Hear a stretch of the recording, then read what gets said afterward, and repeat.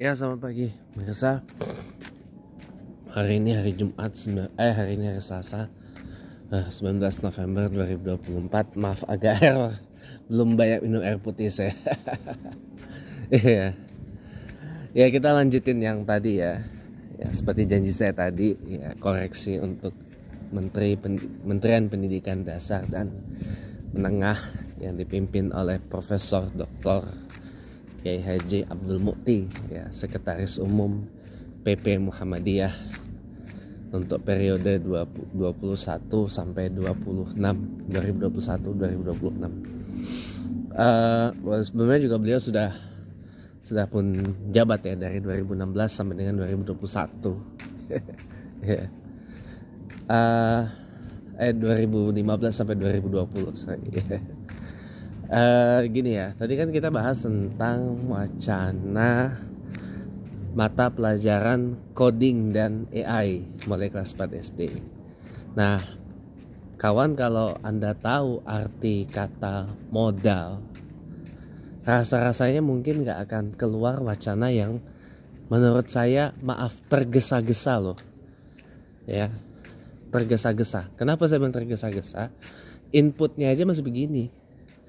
Ibaratnya gini lah, maaf, ini saya ngomong apa adanya nih. Ibaratkan HP bukan buat gaming. HP bukan, bahkan sekelas iPhone pun. Nih, kita bicara nih, maaf lahir batin ya. Sekelas HP mahal sekelas iPhone 15 Pro Max ya, ataupun iPhone 16 Pro Max yang notabene bukan buat gaming, tapi kita install game yang memang menuntut HP yang spesifikasinya jauh lebih tinggi daripada iPhone 15 Pro Max maupun iPhone 16 Pro Max gitu. Ya nggak sesuai lah dengan peruntukannya, nggak sesuai juga dong dengan spesifikasinya, benar nggak? Iya, chipsetnya nggak mendukung. Chipsetnya nggak mendukung gitu. Motherboardnya nggak mendukung iPhone 5, bahkan iPhone 16 Pro Max sekalipun untuk dipasang game yang berat sekalipun nggak bisa. Nah, ini juga terjadi, itu juga berlaku. Nah, ini kan ibaratnya baik kurikulum dan sistem pendidikan yang ibaratnya chipset dan motherboardnya ini kan sama-sama bermasalah, sama-sama nggak mendukung lah. Kita kalau udah bicara sistem pendidikan di Finlandia diterapin di Indonesia itu udah fail, udah gagal. Kenapa? Chipsetnya nggak mendukung, motherboardnya nggak mendukung, ekosistemnya nggak mendukung. Ekosistemnya nggak mendukung, kondisi psikososial masyarakat juga tidak mendukung sama sekali. Lah bayangin aja orang dikasih waktu lowong banyak, dipakainya buat apa coba? Buat main. Ya rata-rata kalau anak zaman sekarang begitu diskor sama guru, ya seminggu bahkan sebulan lah, ya seneng, happy. Ngapa? Pada bisa ngapa? Main, bisa nongkrong, ya, sebagai pelarian bahwa di sekolah itu mereka tertekan, depres gitu, udah stres gitu, udah aduh nggak bisa diurai kata-kata lah gitu ibaratnya. Nah, ini yang lebih kayaknya kita break dulu teman-teman ya, soalnya ada kereta batu bara yang ini bising banget. Jadi kalau saya ngomong pasti nggak kedengeran. Jadi kita break bentar ya. Oke, kita lanjut lagi. Kebetulan kereta batu baranya udah lewat. Nggak kedengeran soalnya bising banget. Jadi kita pilih break dulu. Nah, gimana kalau sekarang gini, sudah kondisi ekosistem masyarakatnya nggak mendukung. Lalu kita mau mengajarkan coding dan AI. Chipsetnya aja nggak mendukung, bos.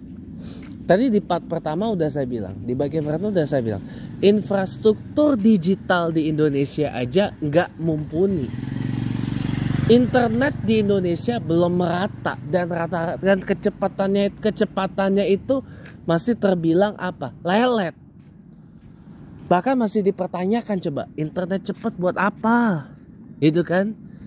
Oleh menteri yang ironisnya, menteri ini menangani urusan-urusan yang berkaitan dengan koneksi internet. Yang sekarang namanya Menteri Komunikasi dan Digital. Dulu Menteri Komunikasi Informatika, dulu Menkom Info, sekarang Menkom Digi. Gitu. Apalagi presiden kita Pak Prabowo Subianto ini, kalau saya perhatikan, bukan orang yang begitu antusias dengan perkembangan teknologi. Alias masih ya bagian orang-orang yang gaptek lah. Gagap teknologi kalau saya lihat. Beda dengan wakil presiden kita Mas Gibran, yang memang ya anak muda melek teknologi lah. Beliau yang mengusulkan wacana ini sebenarnya.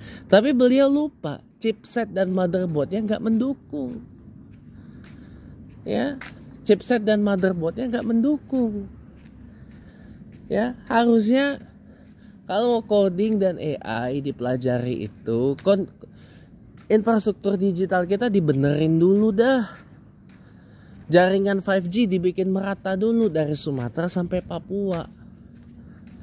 Apa yang kamu di pemerintahan Presiden Jokowi, Kiai Haji Ma'ruf Amin sebelumnya disebut tol langit itu dimaksimalin dulu. Lah kemarin Capres Pak Ganjar Pranowo menawarkan internet gratis. Pada kagak mau orang. Ya, orang pada milihnya makan gratis. Jadilah T4, jadilah 741. Wah, hasilnya. Kalau internet gratis ya memungkinkan untuk jangankan kita ngomong coding AI loh ya. Programming aja gaspol kita ajarin. Programming aja gaspol bisa diajarin. Nah, kalau ini udah chipsetnya nggak dukung, motherboardnya nggak mendukung, ya sudah, gimana? Bakalan nggak optimal gitu loh. Aturan mantar dulu dah. Apalagi semenjak saya nih udah simak 2 kali tuh videonya Bung Peri Irwandi, miris saya. Ternyata masih ada loh anak udah SMP, udah SMA, kagak bisa baca. Saya bertanya dalam hati, lu sekolah ngapain aja? Ya, lu sekolah ngapain aja tong? Ya, lu sekolah cuma buat main doang kali, jangan-jangan. Atau di rumah lu kagak belajar baca kali, orang tua lu kagak ngajarin lu baca kali ya. Nauzubillahi min zalik. Ya udah parah ini. Parah sih, parah banget. Orang tua itu baru akan dilibatkan kalau muridnya diapa-apain sama gurunya. Baru dah tuh orang tua cewek-cewek. Tapi kalau giliran ya mempertahankan agar si anak itu bisa baca, bisa tulis, bisa ngitung di rumah, kagak cewek-cewek itu. Ini yang miris. Ini yang saya sedih. Kaget saya. Apa? Udah SMP, udah SMA kagak bisa baca. Lah, saya tuh nangis ngelus dada, teman-teman. Saya nangis ngelus dada. Ya Allah, begitu amat ya. Saya tanya, lu sekolah ngapain aja? Pas ditanya, di rumah belajar? Kagak lah, orang kita di sekolah aja kagak belajar.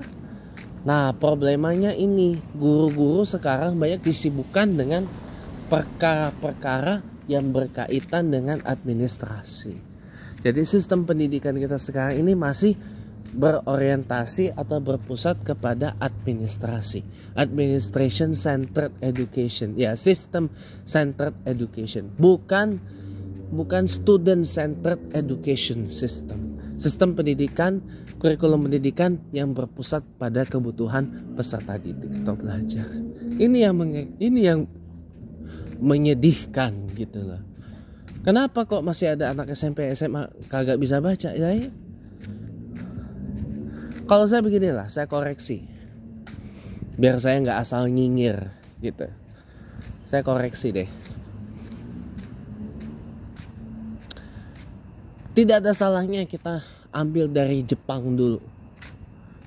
Di Jepang itu level playgroup, level TK itu diajarin yang namanya adab, moral, etika, tata krama, toto kromo, sopan santun, cara bersikap, cara ini. Nah di situ kita bisa didik untuk cinta tanah air, cinta Indonesia, cinta Pancasila, berbakti pada orang tua, hormat sama orang yang lebih tua, menyayangi yang sebaya, menyayangi yang lebih muda, dan sebagainya dan seterusnya. Dimulai dari situ.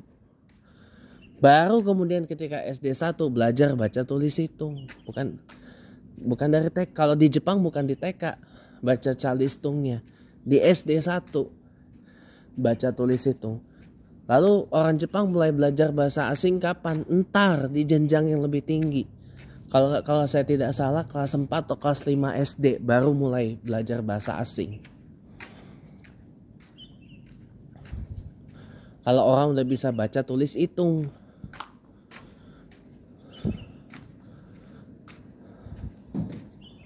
Gitu.